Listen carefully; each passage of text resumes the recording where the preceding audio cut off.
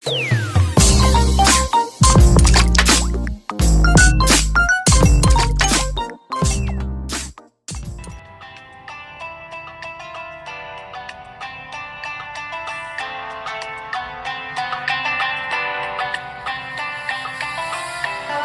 warahmatullahi wabarakatuh. Waalaikumsalam warahmatullahi wabarakatuh. Selamat siang semuanya. Siang Bu. Bagaimana kabarnya hari ini? Alhamdulillah baik. Alhamdulillah. Gimana puasanya hari ini lancar? Alhamdulillah. Masih sehat, masih kuat? Insya Allah ya. Bertemu lagi ya dengan Ibu di mata pelajaran fikih hari ini di pertemuan ke-15 ya. Nah, hari ini kita akan membahas tentang materi perzinahan. Nah, sebelumnya ketua kelas dipimpin doanya ya. Semua siap, berdoa mulai. Berdoa selesai. Nah, sekarang Ibu absen dulu ya. Hari ini siapa yang nggak hadir? Gali, hadir nggak? Enggak. Nggak. Apa keterangannya ini? Sakit, Bu. Sakit. Maesa? Alfa. Alfa. Siris Erawati? Hadir Bu. Hadir. Aisyah Nuraini? Hadir Bu. Nisa? Nisa hadir nggak hari ini? Enggak, sakit. Sakit. Terus Widianti? Hadir Bu. Hadir. Jadi hari ini yang nggak hadir Gali, Maesa, dan Nisa ya. Nah, jadi Gali sakit, Nisa sakit, Maesa Alfa. Nah, hari ini kita akan membahas materi tentang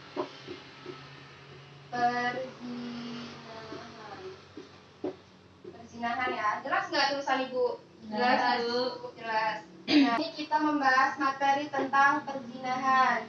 Nah, sebelum kita membahas lebih lanjut mengenai materi perzinahan ini, kita mengulas materi minggu yang lalu ya, di pertemuan ke-14. Minggu yang lalu itu kita membahas tentang jual beli. Jual beli. Coba siapa yang tahu pengertian dari jual beli? Coba Widi, pengertian jual beli? Jual beli artinya tukar menukar sesuatu dengan sesuatu. Tukar menukar sesuatu dengan sesuatu itu dinamakan jual beli. Terus di situ ada rukun jual beli. Coba Ais, apa pengertian apa saja rukun-rukun jual beli? Rukun jual beli adalah 1. Ada penjual dan pembeli. 2. Ada barang yang diperjualbelikan. 3. Alat nilai tukar pengganti barang. 4. Ucapan serah terima antara penjual dan pembeli. Nah, itu tadi rukun dari jual beli. Nah, itu tanya lagi. Di sini ada yang tahu apa hukum dari jual beli? Coba tulis apa? Mubah atau boleh. Jadi hukum dari jual beli itu mubah atau boleh. Nah, mubah atau boleh. Jadi itu tadi ya, kita mengulas materi minggu lalu. Alhamdulillah kalian masih ingat semuanya. Nah, sekarang kita membahas tentang perzinahan. Apa sih Bu perzinahan itu? Di sini ada yang tahu pengertian dari perzinahan? Saya Bu. Zina adalah persetubuhan antara laki-laki dan perempuan yang tidak terkait pernikahan. Zina adalah persetubuhan antara laki-laki dan perempuan yang tidak terkait pernikahan. Ya. Oke. Jadi kita dikit serius. Jadi pengertian zina yang dijelaskan oleh Aisyah tadi benar. Di sini Ibu jelaskan ya. Zina menurut bahasa atau kata yaitu al-zinah yang artinya fajir, keji, atau nista. Sedangkan pengertian zina menurut istilah itu persetubuhan badan antara laki-laki dan perempuan tanpa ikatan pernikahan yang sah menurut syariat Islam atau menurut agama, gitu ya. Dan dilakukan secara sadar tanpa paksaan, itu dinamakan perzinahan. Di sini dijelaskan juga dalam surat Al-Isra ayat 32, Ibu bacakan ya. A'udzubillahi minasyaitonirrajim. Bismillahirrahmanirrahim. Wala taqrabuz zina innahu kana fahisyatan wa sa'a sabila. Yang artinya, dan janganlah kamu mendekati zina, sesungguhnya zina itu adalah suatu perbuatan yang keji dan suatu jalan yang buruk. Nah, yang dimaksud dengan perbuatan mendekati zina itu apa sih, Bu? Nah, coba di sini ada yang bisa jelasin nggak? Coba tunjuk tangan. Perbuatan yang mendekati zina. Saya Bu, coba Riri. Perbuatan mendekati zina yaitu perbuatan yang dapat mengundang syahwat lawan jenis yang bukan muslim. Contohnya berpacaran, menonton video porno, melihat anggota lawan jenis dengan penuh nafsu, dan berpakaian tidak menutup aurat. Nah, itu tadi suatu perbuatan yang mendekati zina. Apa tadi yang pertama? Berpacaran, menonton video porno, terus apalagi tadi? Melihat anggota lawan jenis, Melihat anggota badan lawan jenis dengan penuh hawa nafsu. Terus satu lagi, berpakaian tidak menutup aurat. Itu termasuk perbuatan mendekati zina. Nah, di sini kita lanjut ke hukum zina. Hukum zina ya. Dalam Islam, hukum zina itu haram dan termasuk perbuatan dosa besar. Nah, di sini ada dalilnya. Dijelaskan dalam surat Al-Furqan ayat 68 sampai 69. Nah, di sini Ibu pengen Aisyah bacain surat Al-Furqan ayat 68 sampai 69. Coba bacakan. Bismillah dulu ya. A'udzubillahi minasyaitonirrajim. Bismillahirrahmanirrahim. Walladzina la yad'una ma'allahi ilaha akhra wa la ya'tuluna an-nafsa allati harramallahu illa bil haqq wa la yaznuna wa man yaf'al dzalika yalqa asama. Coba Widy bacakan artinya. orang-orang yang tidak mempersekutukan Allah dengan Coba sembahan ulangi lain, yang keras ya, sayang suaranya dikerasin lagi. dan orang-orang yang tidak mempersekutukan Allah dengan sembahan lain, yang tidak membunuh orang yang diharamkan Allah kecuali dengan alasan yang benar, dan tidak berzina, dan barang siapa melakukan demikian itu, niscaya dia mendapatkan hukuman yang berat. Nah, itu tadi penjelasan mengenai hukum zina ya. Hukum zina. Hukum zina. Nah,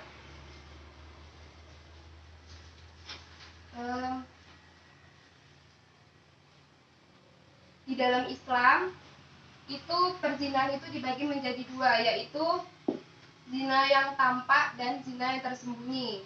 Nah, di sini ada yang tahu zina yang tampak itu seperti apa? Saya Bu, Coba. zina adalah perbuatan keji atau dosa besar. Nah, kalau zina tersembunyi? Mencium, menyentuh kulit, memandang dengan syahwat. Nah, jadi zina itu dibagi menjadi dua. Itu belum masuk ke macam-macamnya ya, ini masih pembagiannya.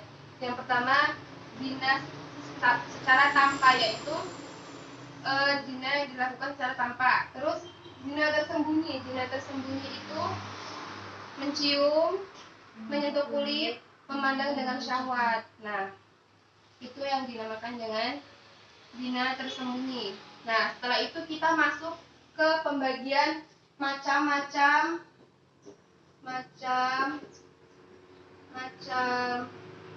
zina. Macam-macam zina. Nah, di sini ada yang tahu nggak macam-macam zina? Macam-macam zina. Nggak ada? Nah, Di sini zina dibagi menjadi 3. Yang pertama zina alaman. Zina alaman. Nah, zina alaman ini bentar ya. Mohon maaf ada suara karena tempat belajar kita itu dekat ini jalan jadinya agak berisik ya. Nah, zina alaman itu dibagi menjadi 5. Yang pertama zina mata atau zina ain. Zina mata atau zina ain itu seperti apa, Bu? Nah, zina mata atau zina ain adalah zina ketika seseorang memandang lawan jenis dengan perasaan senang. Coba ada yang bisa ulangin? Zina mata itu apa? Coba ya, dengerin ya. Zina mata atau zina ain adalah zina ketika seseorang memandang lawan jenis dengan penuh rasa senang. Zina mata adalah memandang lawan jenis dengan perasaan senang, itu dinamakan zina mata. Terus selanjutnya zina hati atau kolbu. Zina hati atau kolbu yaitu zina ketika memikirkan atau menghayalkan lawan jenis dengan perasaan senang. Zina kolbu atau zina hati yaitu menghayal atau memikirkan lawan jenis dengan penuh rasa senang, itu dinamakan zina kolbu. Selanjutnya zina lisan. Zina lisan yaitu zina ketika membicarakan lawan jenis yang diikuti dengan rasa senang. Coba zina lisan yaitu zina ketika membicarakan lawan jenis dengan perasaan senang, itu dinamakan zina lisan. Selanjutnya zina yadin. Zina yadin. Zina yadin yaitu ketika dengan sengaja memegang bagian tubuh lawan jenis diikuti dengan perasaan senang. Zina yadin yaitu ketika memegang anggota tubuh lawan jenis dengan perasaan senang, itu dinamakan zina yadin. Selanjutnya zina luar. Zina luar yaitu zina yang diperbuat antara lawan jenis yang bukan muhrim dengan melibatkan alat kelamin, itu dinamakan zina luar. Nah, itu tadi macam-macam dari zina alaman. Ada 5 ya. Yang pertama zina mata, yang kedua zina kolbu, yang ketiga zina lisan, yang keempat zina yadin, dan yang kelima itu zina luar. Nah, selanjutnya zina muhson. Zina muhson itu apa sih, Bu? Jadi zina muhson yaitu zina yang dilakukan oleh orang yang sudah pernah menikah dengan pernikahan yang sesuai syariat Islam, itu dinamakan zina muhson. Coba ada yang bisa ulangi? Masih bisa dipahami nggak tadi? Bisa. Jadi zina muhson yaitu zina yang dilakukan oleh seseorang yang sudah pernah menikah. Contohnya nih, misal si A, cowok ini, si A, bapak misalnya, bapak-bapak ini tuh melakukan perzinahan. Bapak ini sudah pernah menikah, nah itu namanya zina muhson. Nah, selanjutnya zina ghairu muhson. Zina ghairu muhson itu zina yang dilakukan oleh seseorang yang belum pernah melakukan pernikahan. Contohnya masih bujang, masih gadis, mereka melakukan perzinahan. Lelaki atau perempuan, itu dinamakan zina ghairu muhson. Nah, sampai di sini bisa dipahami? Bisa. Nah, selanjutnya itu akibat perbuatan zina. Di sini ada 2 dampak. Dampak bagi si pelaku dan dampak bagi lingkungan. Nah, yang pertama dampak bagi pelaku, yaitu yang pertama itu dapat merusak martabat pelaku di hadapan Allah dan di hadapan masyarakat, sehingga pelaku zina itu tidak memiliki rasa malu lagi. Terus yang kedua, pelaku zina akan kekal dan dalam kemiskinan dan tidak akan merasa cukup dengan apa yang mereka miliki. Selanjutnya, pelaku zina akan dicampakkan oleh Allah Subhanahu wa taala. Yang selanjutnya, pelaku zina terputus tali silaturahmi, menjadi sifat zalim, durhaka dengan orang tua, dan mendapatkan nafkah yang haram, pekerjaan yang haram, serta sia-sia keluarga dan keturunannya. Seperti itu. Selanjutnya, dampak bagi lingkungan. Yang pertama ya, dampak bagi lingkungan yaitu adanya pornografi atau aksi porno ya. dalam masyarakat yang banyak. Biasanya ya, kalau anak muda sekarang ini misal si A dan si B itu melakukan suatu perzinahan, biasanya kan ada yang direkam atau divideokan terus viral. Nah itu jadi dampak bagi lingkungan, bagi masyarakat. Terus maraknya pelecehan seksual, terus munculnya wabah penyakit bagi kelamin seperti penyakit HIV dan penyakit AIDS dan di masyarakat. Terus selanjutnya itu meningkatkan perbuatan aborsi. Selanjutnya resiko melahirkan bayi yang cacat dan bayi yang gimana ya, tidak sehat. Terkadang kan ada ya bayi yang dilakukan dengan hubungan yang tidak sah, itu biasanya bayinya cacat atau bayinya seperti apa, misalnya ada contoh nggak? Nggak ada ya? Ya udah.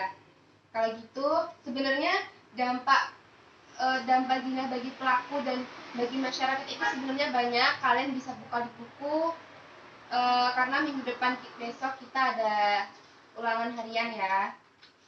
Selanjutnya itu hikmah mengharapkan zina atau hikmah menjauhi zina. Nah, di sini yang pertama itu menjaga keturunan dari tidak kejelasan nasab. Yang kedua, menjaga kesucian martabat manusia. Yang selanjutnya, mencegah nasab. Selanjutnya lagi, mencegah banyaknya anak yang ditelantarkan orang tua bagi akibat malu anaknya lahir dengan perbuatan zina. Terus jauh dari siksaan neraka, terhindar dari penyakit HIV, terus terhindar dari kejahatan akibat zina. Nah, itu tadi materi kita hari ini mengenai tentang zina. Nah, di sini Ibu minta dari tadi diem-diem aja ya. Coba Ibu di sini mau nanya. Ada yang tahu pengertian sebelum daripada Ibu tunjuk nih ya?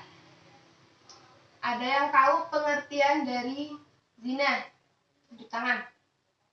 Tunjuk tangan. Coba, Ais. Zina adalah persetubuhan antara laki-laki dan perempuan yang tidak terkait pernikahan. Zina adalah persetubuhan antara laki-laki dan perempuan tanpa tidak adanya ikatan pernikahan yang sah menurut agama. Selanjutnya apa namanya? Zina itu dibagi menjadi berapa? Ada yang tahu? Di situ ada nih zina muhson dan zina ghairu muhson. Ada yang bisa jelaskan? Zina muhson itu apa? Zina ghairu muhson itu apa? Coba ada yang bisa tunjuk tangan? Coba. Coba Widianti. Zina muhson itu apa? Zina ghairu muhson itu apa? Ayo Widi, bisa nggak? Zina muhson adalah zina yang dilakukan oleh orang yang sudah menikah. Sedangkan zina ghairu muhson? Zina ghairu muhson adalah zina yang dilakukan oleh mereka yang belum pernah menikah. Benar apa yang dijelaskan oleh Widi. Jadi zina muhson itu zina yang dilakukan oleh orang yang sudah pernah menikah. Sedangkan zina ghairu muhson itu zina yang dilakukan oleh orang yang belum pernah menikah. Nah, Ibu mau tanya sekali lagi. Ada yang tahu? Tadi Ibu udah nanya sih. Ada apa aja sih contoh-contoh perbuatan yang mendekati zina? Coba Iris jelasin. Berpacaran, menonton video porno, melihat anggota badan lawan jenis dengan penuh nafsu, ya, berpakaian tidak menutup aurat. Nah, itu tadi salah satu perbuatan mendekati zina ya. Jadi, nah itu tadi materi kita hari ini, materi tentang perzinahan. Mungkin cukup sampai di sini materi pelajaran kita hari ini. Coba ketua kelasnya dipimpin doanya. Semua siap? Berdoa mulai. Berdoa selesai. Nah, jadi Ibu mohon maaf bila ada salah kata dalam menjelaskan. Mungkin cukup sampai di sini pertemuan kita hari ini. Di pertemuan ke-15 Ibu akhiri, wallahul muwaffiq ila aqwamit thoriq. Wassalamualaikum warahmatullahi wabarakatuh. Waalaikumsalam warahmatullahi wabarakatuh.